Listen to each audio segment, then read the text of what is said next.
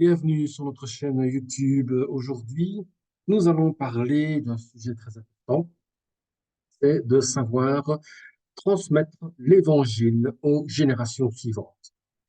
C'est-à-dire que depuis plus de 2000 ans, l'Église essaye de transmettre la parole de Dieu et la foi de génération en génération. Et plus le siècle avance et plus nous sommes dans un moment où beaucoup de choses sont en train de changer et nous devons trouver la solution pour le monde d'aujourd'hui de comment pouvoir faire réagir, réfléchir même des personnes à étudier la Bible, à connaître la parole de Dieu et surtout comment pratiquer et comment réfléchir à la pratique dont nous allons établir la relation avec Dieu ainsi que l'acceptation de Jésus-Christ dans notre cœur, qui est très importante, parce que la transmission, évidemment, dans la Bible, parle donc évidemment qu'il faut transmettre un message du salut qui vient de Dieu,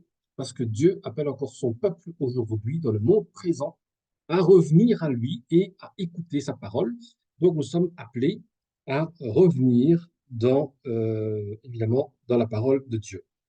Donc évidemment, on peut aussi invoquer, par exemple, l'institution de la Pâque, qui, au temps de nos patriarches et des prophètes, il y a eu un reproche au peuple de Dieu qui avait oublié carrément Dieu.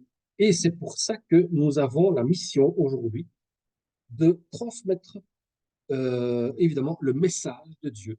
Et comment peut-on transmettre le message de Dieu? Bien souvent, nous avons l'occasion de pouvoir parler de Dieu dans les fêtes, expliquer des fois des monuments que nous voyons, leur signification spirituelle, puis aussi l'importance du livre, de la lecture et surtout de la relecture. Donc, ce qui veut dire comment lire la Bible et pourquoi faut-il relire des fois la Bible pour comprendre qu'est-ce que Dieu veut nous dire à travers un verset ou à travers un chapitre.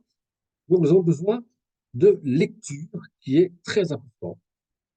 La lecture théologique, la lecture biblique surtout, est très importante. Pourquoi? Parce que plus vous allez faire de recherches, plus vous allez comprendre qu'est-ce que Dieu veut vous dire à travers sa parole. Évidemment, quand on parle des monuments, eh bien, évidemment, si vous faites des recherches, hein, vous voyez des grosses églises catholiques ou autres, si vous regardez bien les monuments, bâtiments, il y a des choses qui nous parlent il y a des siècles d'ici, avant, il n'y a pas de lecture comme on a maintenant. On lisait à travers des images.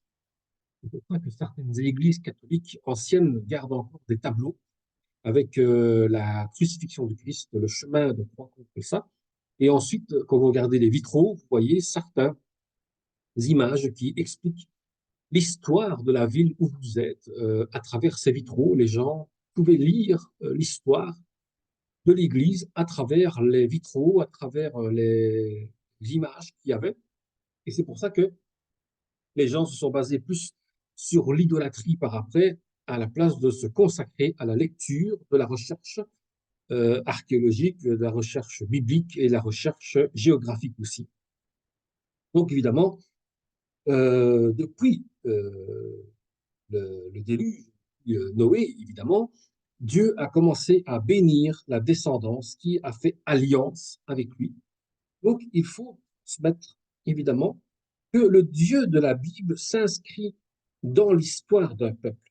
Évidemment, tout repose sur le fait des grands événements de l'histoire qui nous a été retransmis dans les générations futures et ensuite qui a été aussi des événements que Dieu se révèle. Le péché, c'est d'abord l'oubli. D'abord, quand on est béni, il faut oublier le péché que l'on a commis. Dieu veut oublier le péché qu'on a commis.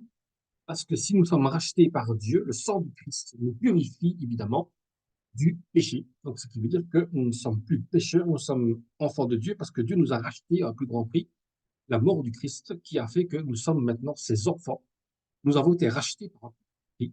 La mort du Christ et la résurrection du Christ qu'il a fallu pour que nous soyons enfants de Dieu.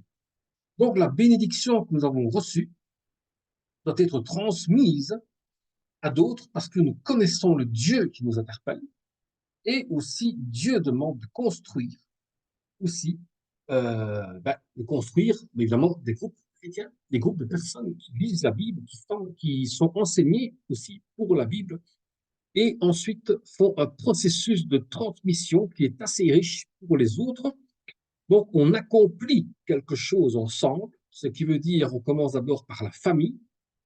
Quand nous avons fait notre famille dans la foi, ben, nous sommes déjà une communauté.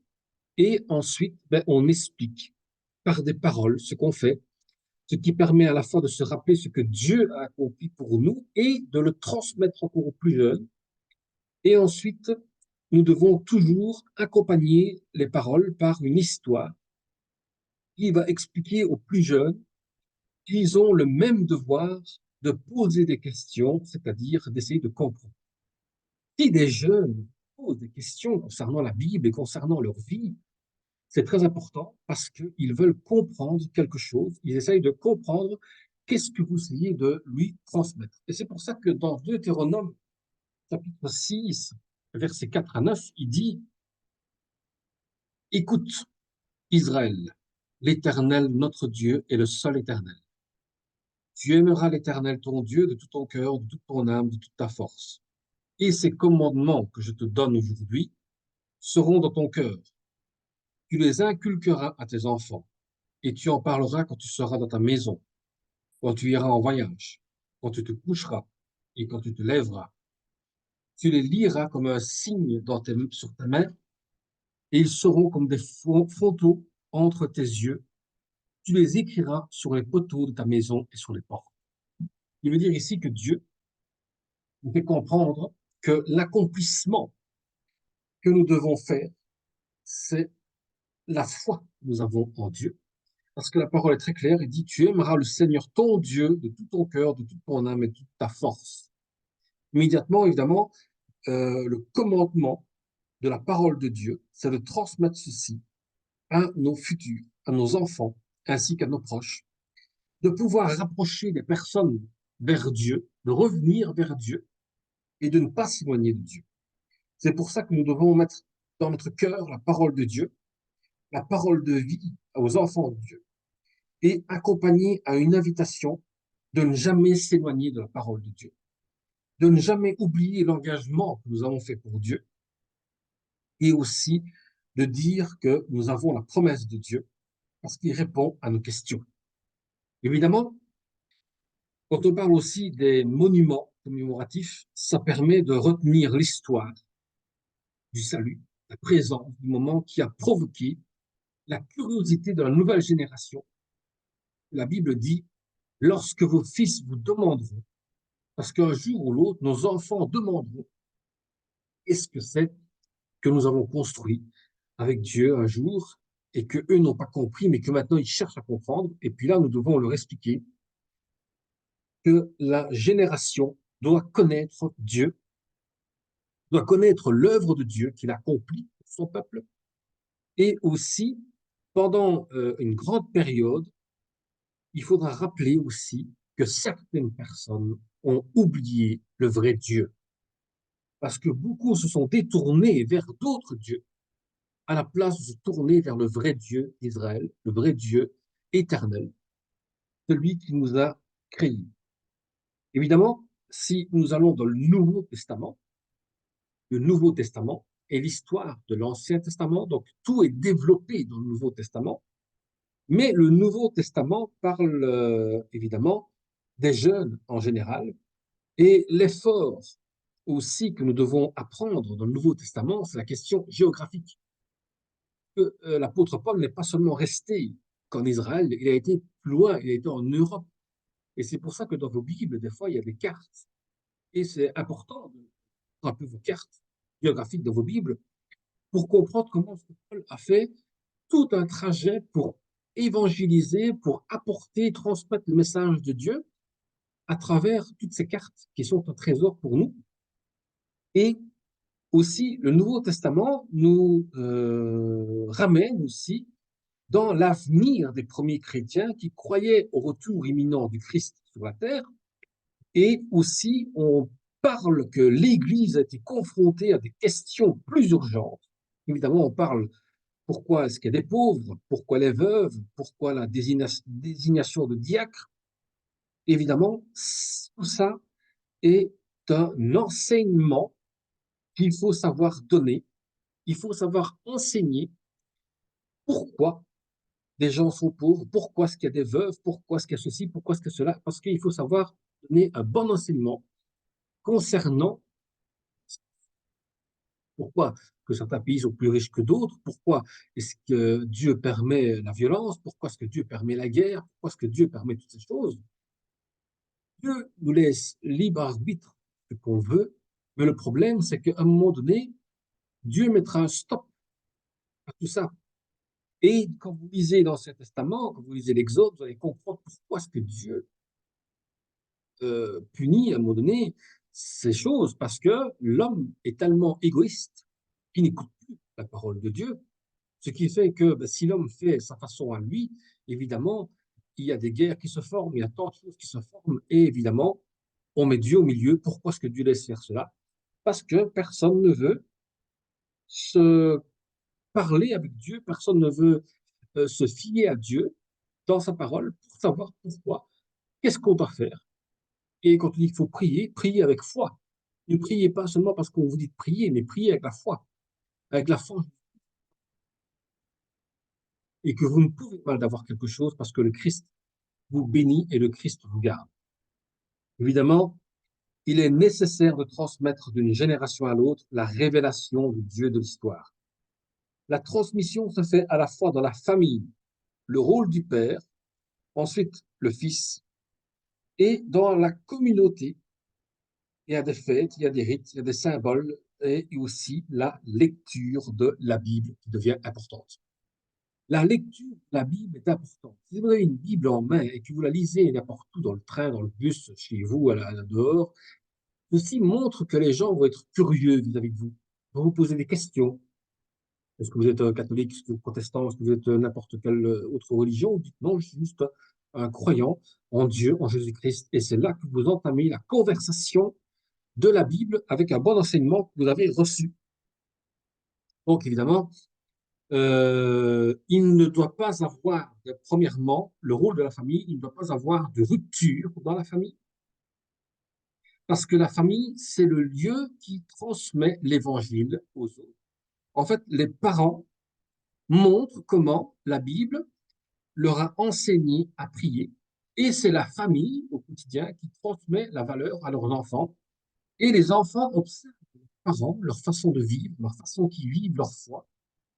Et aussi, les enfants vont voir de quelle manière on dépense l'argent, de quelle manière on organise un emploi du temps dans la maison, un emploi du temps pour la prière, pour la lecture, et ce qui donne aussi le choix de donner un témoignage sur notre engagement spirituel en tant que parents, parce que les enfants voient comment les parents ont une habitude de vivre en tant que chrétiens et comment ils sont accompagnés de la parole de Dieu dans leur vie et comment Dieu est présent dans leur vie.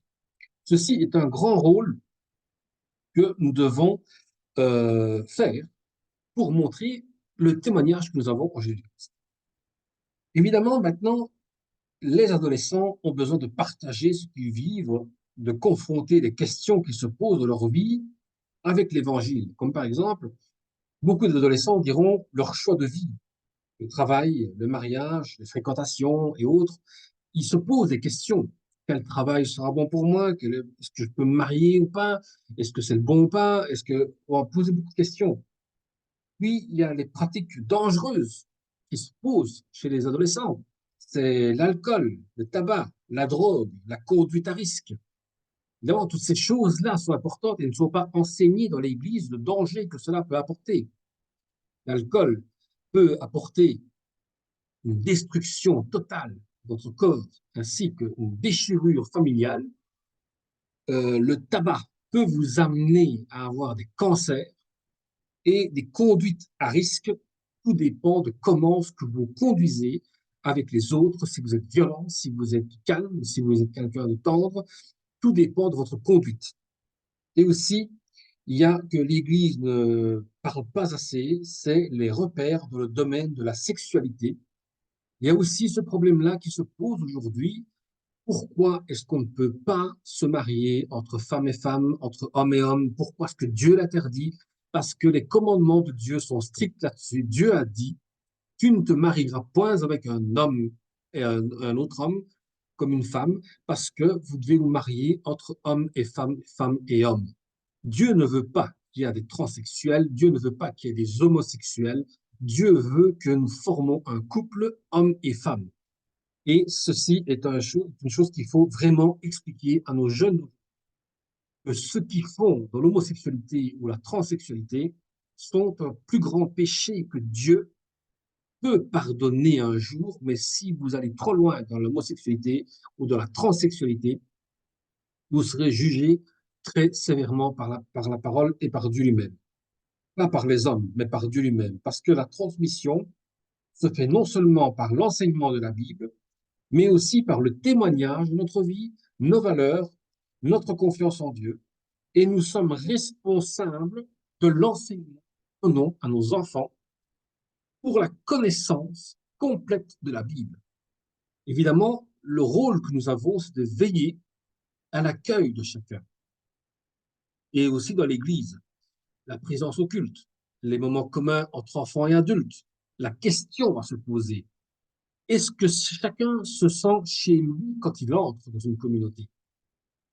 Est-ce que les jeunes se sentent euh, un problème qui gêne les anciens dans l'Église? Ou se sont-ils intégrés dans la communauté? Parce que bien souvent, quand des nouvelles personnes rentrent dans l'Église, et ça j'ai déjà eu l'expérience à plusieurs reprises, je ne me cache pas de le dire, que des anciens de l'Église qui sont là depuis plus de 20 ans, 30 ans, 50 ans même, voient des nouveaux arriver, vous êtes directement jugé, vous ne vous sentez pas à votre aise, vous êtes mal en point, vous ne savez pas comment agir, vous ne savez pas comment parler, vous ne savez pas comment faire, parce que eux sont ancrés dans une religion tout le temps dans leur tête, mais qui ne savent pas comment il faut accepter la présence de nouveaux membres dans l'Église et comment qu'il faut l'accueillir. Parce que notre façon, il faut être prêt à avoir des habitudes de notre façon de communiquer. Comment est-ce que nous voyons la personne?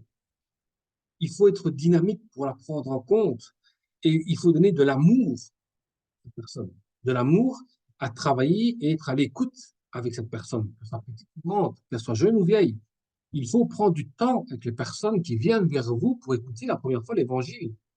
Et c'est ça que beaucoup d'églises n'ont pas, euh, cette chose-là, l'accueil de faire venir quelqu'un, de l'écouter, de savoir pourquoi est-ce qu'il vient à Dieu, qu'est-ce qu'il a changé dans sa vie, pourquoi est-ce qu'il veut absolument connaître Dieu.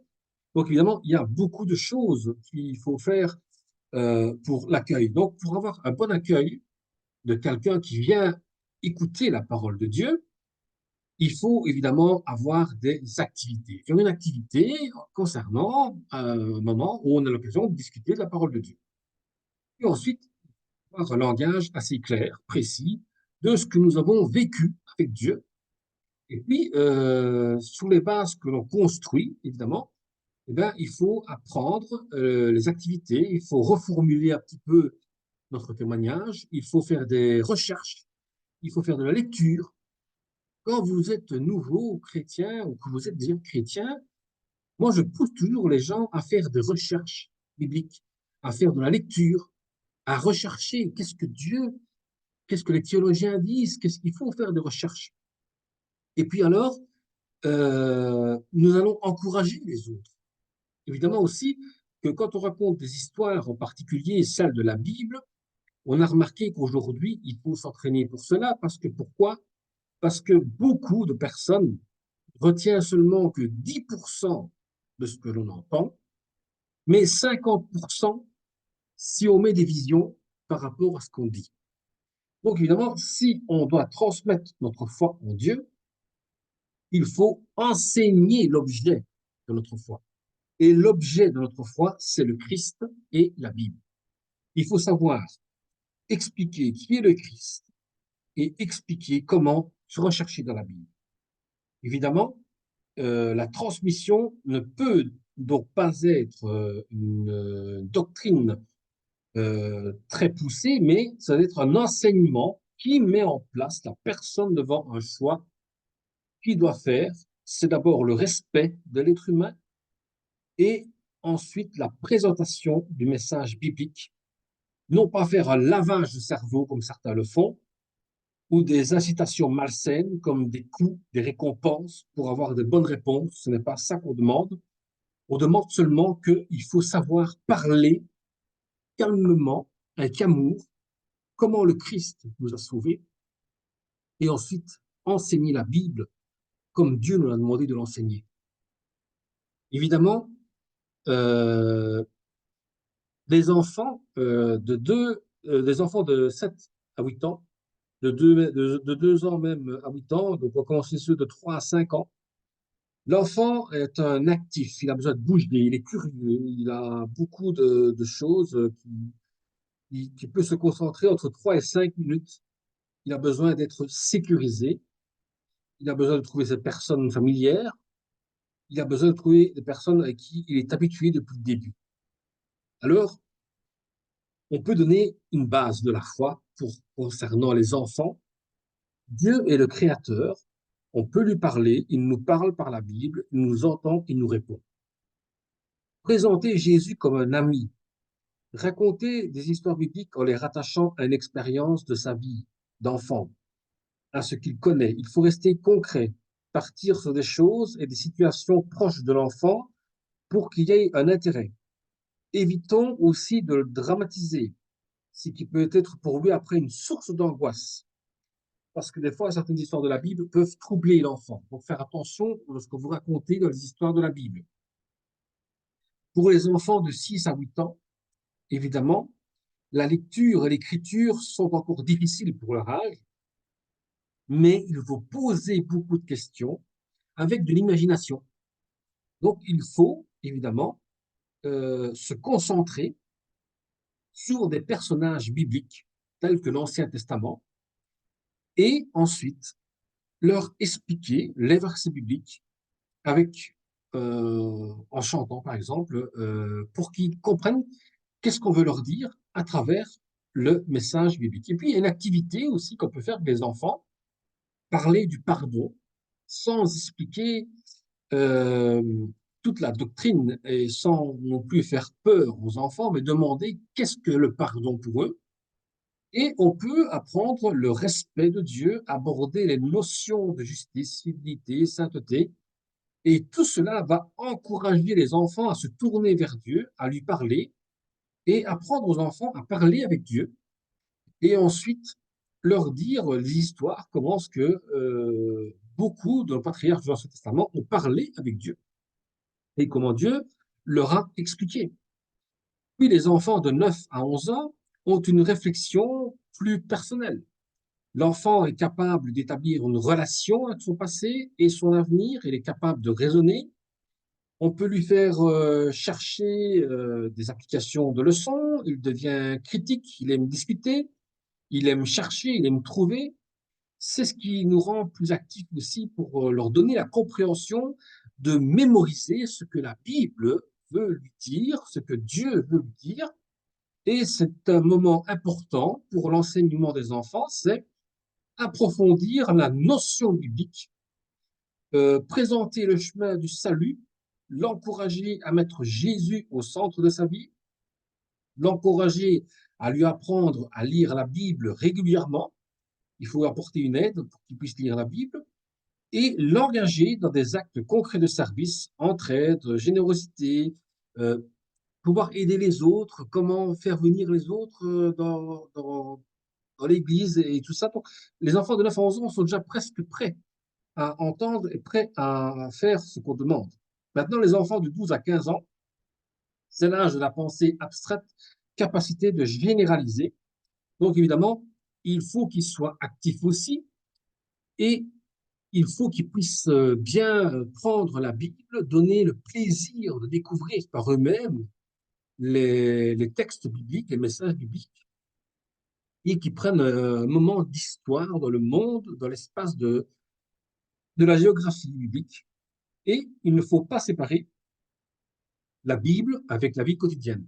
Donc, il faut le savoir expliquer comment la Bible se rapporte-t-elle à notre vie et aussi leur donner une discussion sur les problèmes auxquels les jeunes sont confrontés, comme la drogue, l'alcool, la violence, le matérialisme, l'argent, la pauvreté, la sexualité, etc. Qu'est-ce que la Bible dit devant ces situations? Et c'est là qu'il est important de faire de recherches avec eux pour pouvoir leur expliquer des choses intéressantes pour leur vie quelconque, qu'ils puissent trouver et chercher d'eux-mêmes à faire une recherche. C'est pour ça qu'il y a des bandes dessinées pour les plus jeunes, il y a des rôles de théâtre qu'ils peuvent faire. Toutes ces choses-là sont évidemment des choses importantes qu'il faut leur apprendre. Comment prier, comment lire, comment étudier la Bible en profondeur, comment rechercher aussi les versets bibliques, comment leur poser qu'ils posent des questions. Il faut les pousser à qu'ils posent des questions. Est-ce que, par exemple, ils vous diront, est-ce qu'on peut faire une pièce de théâtre par rapport à une histoire qu'on a lue? Ben oui, pourquoi pas. En fait, voilà, il faut les motiver à faire quelque chose qui, eux, dans leur tête, ça va leur marquer, ça va leur marquer, et plus tard, ils reviendront vers le Christ, ils reliront leur Bible, ils diront, je me souviens quand j'étais petit, j'avais fait ce rôle-là, et voilà, et c'est des choses qui se font. Bon, moi, je peux donner une expérience, par exemple, petit, j'avais 12 ans, 12 ans, je pense, j'avais 12 ans, on a fait le rôle de la naissance de Christ. Donc, on avait appris, moi je faisais le rôle de Joseph, dans, dans l'histoire, et je devais trouver une auberge. Après, quand j'ai relu la Bible, j'ai compris. Alors ensuite, la naissance de Christ, comment, par quelle étape il est passé, parce que je me souviens de ce rôle que j'avais joué, et je me souviens des autres qui faisaient le berger, les autres qui faisaient l'ange, les autres qui faisaient le mari, d'autres qui faisaient... Donc il y a plein de choses qui se sont mises en place, et c'est de là qu'après on se dit, on a joué un rôle, et puis aujourd'hui, on apprend ce rôle dans la Bible, on apprend pourquoi. Est-ce que Jésus est né dans une étable? Pourquoi? Parce que les gens ont rejeté la parole de Dieu. Les gens à l'époque avaient rejeté, évidemment, le Messie, hein. Donc, pourquoi il y a tant de choses qui se passent maintenant? Si l'homme rejette le message de Dieu, il ne pourra pas comprendre qu'est-ce que Dieu veut lui dire dans son cœur. Et le vide que vous avez dans votre cœur, ce n'est pas l'alcool, ce n'est pas le tabac, ce n'est pas la drogue, ce n'est pas la sexualité. Ce sont des choses qui sont dans la vie générale, oui, mais l'alcool se boit avec modération, déjà, première chose. Ce n'est pas dire que c'est interdit, mais il y a une consommation qui ne doit pas être excessive, des alcools qu'il ne faut pas non plus trop exagérer, pour cause que ça provoque des maladies, ça provoque la mort. Le tabac est très nocif, donc c'est quelque chose qui est déconseillé. La drogue peut vous rendre directement, détruire vos neurones, et psychologiquement, vous n'êtes plus le même qu'avant. Donc, c'est à bannir directement. Et la sexualité est quelque chose de très important à pouvoir dialoguer et expliquer à nos jeunes euh, quels sont les dangers dans la sexualité, les maladies transmissibles. Évidemment, il y a beaucoup de choses qu'il faut respecter aussi, l'homme et la femme avec lesquels on choisit de vivre et de se marier d'abord, parce que la sexualité ne peut pas se faire en dehors du mariage, car ceci est considéré comme adultère ou fornication par la parole de Dieu. Donc c'est pour ça qu'il faut faire attention à ceci. Et nous parlerons un jour sur certains sujets. Et donc voilà, que Dieu vous bénisse et à très bientôt.